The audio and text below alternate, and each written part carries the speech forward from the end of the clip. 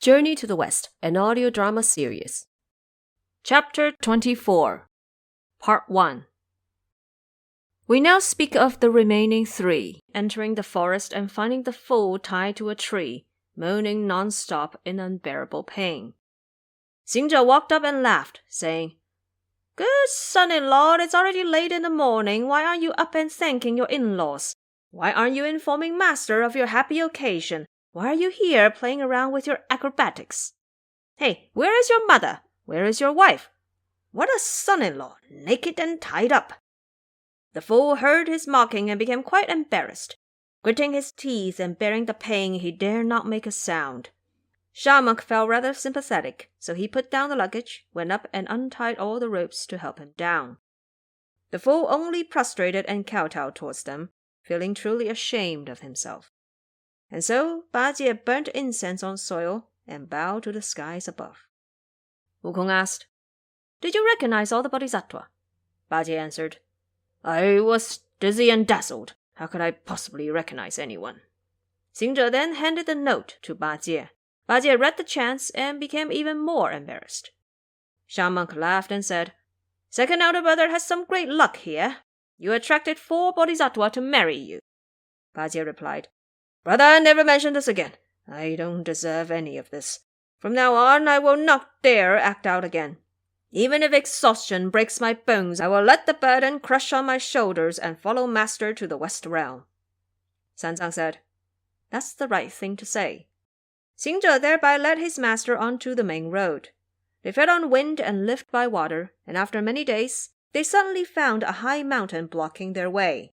Sanzang reined in the horse and held the whip, asking, "Disciples, there is a mountain before us. We must be careful, for I fear there might be monsters about, seeking to harm us." Xingzhe said, "When you have the 3 of us before your horse, what monster are you even afraid of?" The elder therefore let go of his worries and moved forward. That mountain, though, was truly a fine one. High and majestic, its root and peak connected the sky and earth. Rare birds and beasts roamed its forest, while red mist and rainbow clouds filled the space in sun and wind. Its pinnacles shone solemnly, and the many strangely shaped rocks puffed auspicious air. Everlasting flora covered its surface, painting every color between endless streams and ranges. What a truly blessed immortal mountain, dwarfing legendary realms elsewhere. Flowers blossomed and faded across the mountain as clouds came and went on the peaks. On the horse, Sanzang said in delight, "Disciples, I've been through many a mountain and river since I headed westward. They've all been rather rugged and dangerous, and none was as scenic as this mountain. It's indeed an extraordinary and curious place. If it's not far from Thunderclap, we should be tidying our clothes to face the respected one." Xingzhe laughed and said, too early still. We're nowhere near that place." Shamonk asked, "Elder brother, how far are we from Thunderclap?" Xingzhe answered, 108,000 li. We've not even made 1/10 of the trip yet." Bajie said, "Oh, big brother, how many years would it take for us to get there?"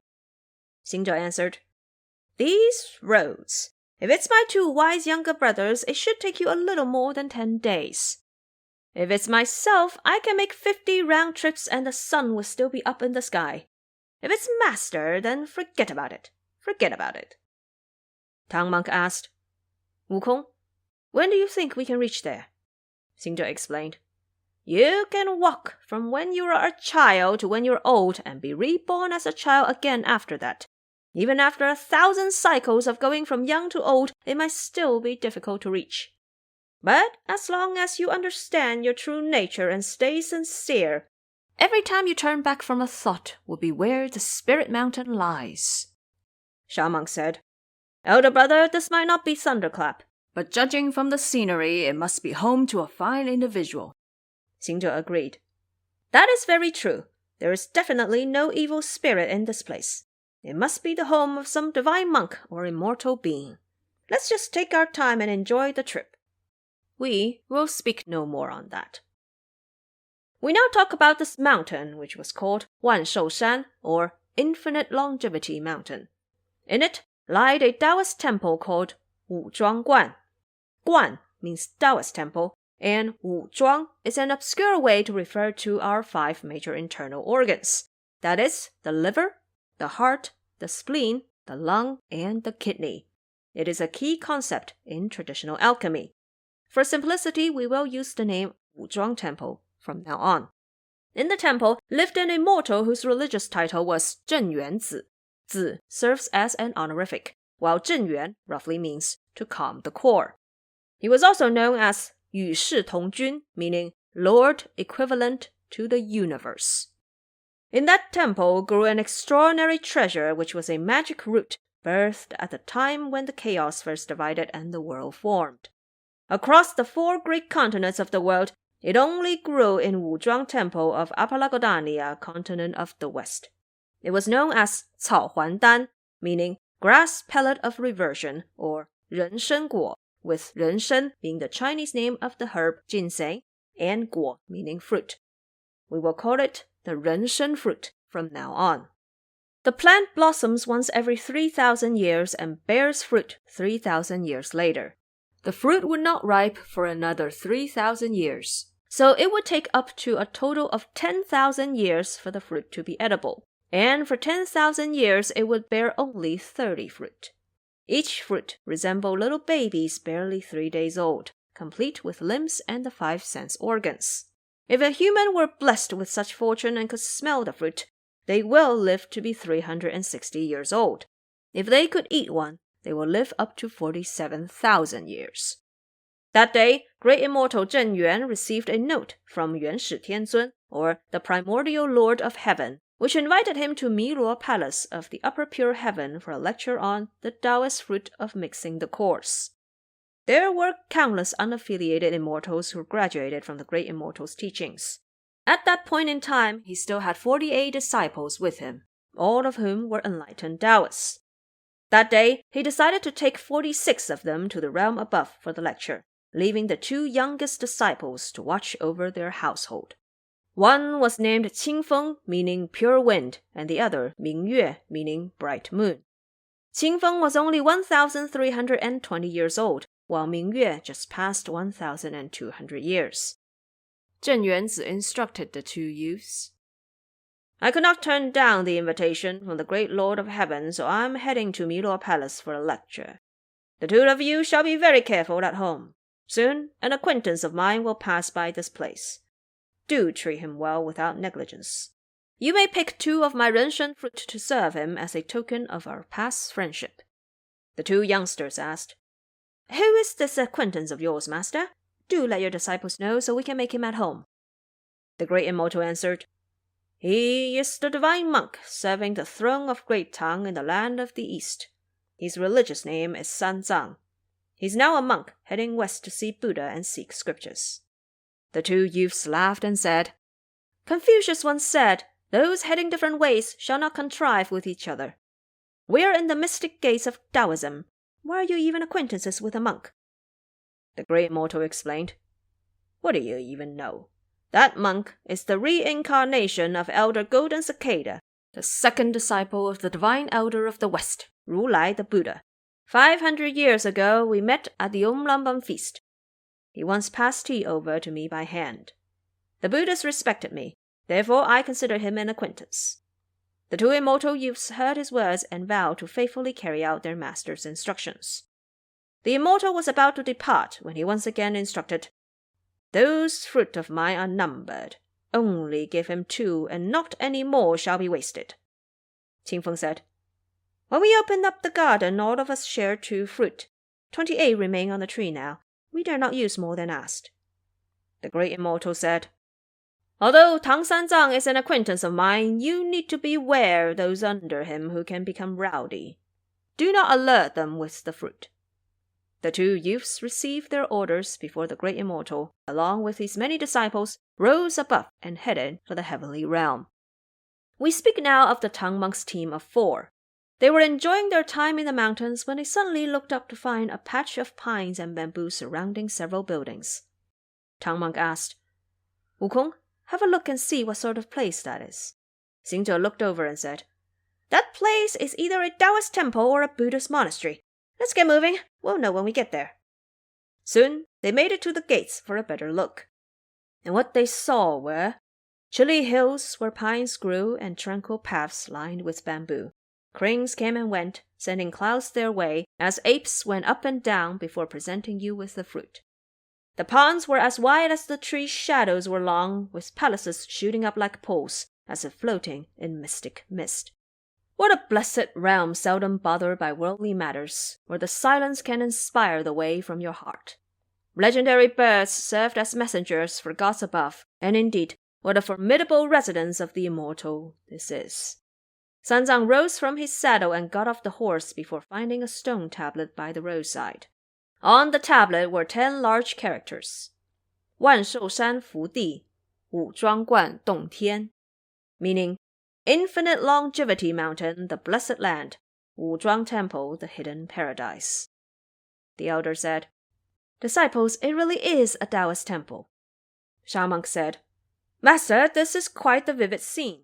There must be a fine individual residing in the temple. Let's head inside to have a look. Once we've completed the journey and are on our way back eastward, this will be quite the scenic stop. Xingzhe agreed. Well said. And so, they all entered together. Soon, they found a pair of festive couplets on the secondary gates, saying, Forever living and young residents of the immortal, same age as heaven is this Taoist home. Xingzhe laughed and said, This Taoist is just bluffing. When Elder Sun caused all that havoc in heaven 500 years ago, even at the front gate of the supreme and venerable elder, I never made such a claim. Ba Jie said, Don't bother yourself with this. Let's go inside. This Taoist might be quite accomplished. You never know. Once they made it into the secondary gates, they saw 2 youths rushing out from the inside. Look at how they were dressed. Beautiful and fresh features they had, with short hair and buns styled for children. Their robes gathered mist, while their feather sleeves let out wind. Sashes were tied into the shape of a dragon's head, and their shoes were lightly laced with silk. Their refined complexions were not of the mortal kind, for there are 2 immortal youths named Pure Wind and Bright Moon. The youths bowed to greet the guests, saying, Elderly master, we apologize for the belated welcome. Please come take a seat. The elder was overjoyed and entered the main hall with the 2 youths. There turned out to be 5 large halls, all facing southward and decorated with hollowed-out windows that were bright on the upper half and dim on the lower half. The immortal youths pushed open the frames and invited the Tang monk inside the hall. What he saw hanging at the center of the wall were 2 large characters decorated with colors. Tian Di. Tian means heaven, and Di means earth. On a lacquered scarlet incense table was placed a golden bottle oven, and next to the oven were conveniently placed intact incense. The Tang monk went up and pinched an incense to burn it on the oven. He paid respect by walking in 3 circles. Once the ceremony was complete, he turned around to ask, Immortal youths, this Wuzhuang temple of yours is truly an immortal realm of the West. Why aren't you paying offering to the 3 pure ones, 4 emperors, or the many rulers above, and instead only offer incense to 2 characters meaning heaven and earth? The youths laughed and said, To be honest with you, teacher, within these 2 characters, the one above would still deserve such courtesy, but the one below is not worth our offering. Our teacher just did this to curry favors. Sanzang asked, What do you mean by currying favors? The youths explained, The 3 pure ones are our teacher's friends, and 4 emperors his acquaintances. The 9 luminaries his juniors, and gods of the new year his lowest-ranking guests. Xingzhe heard their words and began laughing till he dropped. Ba Jie asked, Oh, big brother, what are you laughing about? Xingzhe answered, People only ever talk about Elder Sun's shenanigans, but turns out these Taoist boys are just as good at lying. Sanzang asked, Where is your teacher? The boys answered, Our dear teacher was invited by the primordial Lord of Heaven to receive a lecture on the Taoist fruit of mixing the course in Miluo Palace of the Upper Pure Heaven. He's not home at the moment.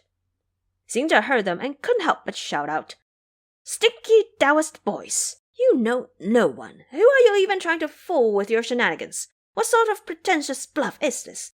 Who even is an accomplished Taoist heavenly immortal in Milor Palace? Why would they even have invited you cow-hoofs for a lecture? Cow-hoofs, or sometimes cow-noses, are nicknames often used in a derogatory way for Taoists. Sanzang saw him lash out and feared the youth's response would cause a scene, so he interrupted. Wukong, quit the arguing. If we leave now, right after we've already entered, it would appear as if we lacked any sense of friendship. As the saying goes, herons do not feed on the flesh of their own kind. If the teacher is absent, what is the point of bothering him? You can go graze the horse outside the mountain gates while Shamonk watches the luggage. I will have Bajie untie the bags and take out some rice and rations. We'll borrow their pot and stove to make a meal. Once we are ready to leave, we'll just pay them a little bit for the firewood, and that will be the end of it. You will each do what you are tasked with and let me rest here. We will leave once we're done eating. The three of them indeed left for their tasks. Mingyue and Qingfeng secretly complimented. What a fine monk! Truly a loving sage descending to the mortal world from the west with his true nature intact. Master instructed us to receive the tongue monk and serve him with renshen fruit as a token of their past friendship. He also told us to stay alert for his rowdy underlings. Indeed, those three have quite hideous appearances and rough personalities. Glad they have been moved elsewhere. Should they stay around, we could not let them see a renshen fruit at all. Qingfeng added, Brother, we do not know if that monk is Master's acquaintance yet. Better ask him and not get it wrong. The pair once again went up to ask, May we ask, teacher, if you are Tang Sanzang heading for scriptures in West Heaven for the Great Tang? The elder returned the courtesy and answered, This humble cleric indeed is. Why do you know my lowly name, immortal youths? The youths answered, When our master was about to depart, he instructed us, his disciples, to go to great lengths to welcome you, but we didn't expect your arrival to be so soon. We apologize for the lack of reception. Please take a seat, teacher. Allow us disciples to arrange for tea to be served. Sanzang said, You shouldn't have. Mingyue then quickly turned back inside the main room and took out a cup of fragrant tea to present the elder.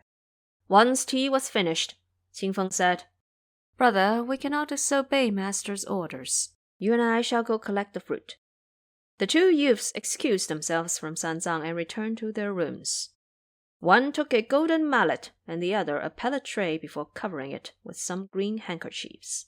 They then went straight into the renshen garden. Qingfeng climbed up the tree and knocked down the fruit with the golden mallet, while Mingyue stayed below to catch the fruit with the pellet tray. Soon enough, 2 fruit were knocked down and collected in the tray. They then returned straight to the front hall and presented them, saying, Master Tang, this Wuzhuang temple of ours is quite the remote and barren place without a thing to serve. Here is our local specialty in the form of 2 plain fruit. We hope they can at least ease your thirst. The elder saw them and became so fear-stricken he moved 3 chi away, saying, Good heavens, this year is one of ample harvest. Why is this Taoist temple eating humans as if during a famine?